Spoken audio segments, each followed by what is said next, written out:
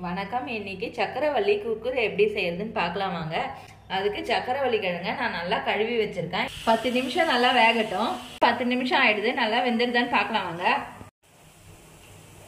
நல்லா வெந்துடுது. இதை ஆற வச்சுட்டு தோலெல்லாம் உரிச்சு வச்சுக்கலாம். சக்கரவள்ளி கிழங்க தோலெல்லாம் உரிச்சு வச்சுட்டேன். இப்போ மேஷ் பண்ணிக்கலாம்.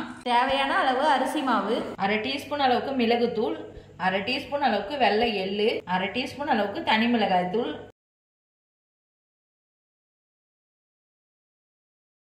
1/4 டீஸ்பூன் அளவுக்கு சால்ட் சேர்த்துக்கிறேன். இப்போ கொஞ்சம் கொஞ்சமாக அரிசி மாவு சேர்த்து கலந்துக்கலாம். இப்போ அரிசி மாவு போட்டு நல்லா பிசைஞ்சாச்சு. கையாலே நல்லா மெலிசா தட்டி விட்டுக்குங்க.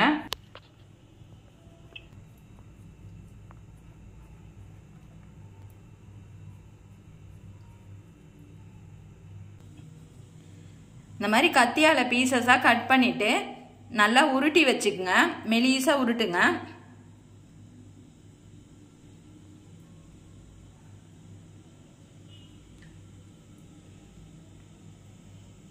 நீங்க திரட்டிட்டு 2 டீஸ்பூன் அளவுக்கு மேல கார்ன்ஃபிளவர் போட்டு போடுங்க. ஒட்டாம வரும்.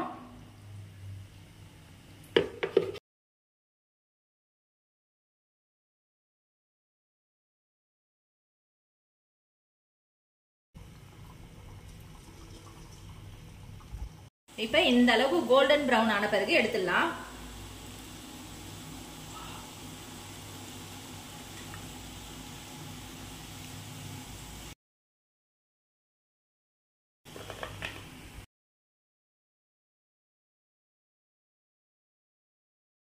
கொஞ்சமா சால்ட் சேர்த்துக்கிறேன்.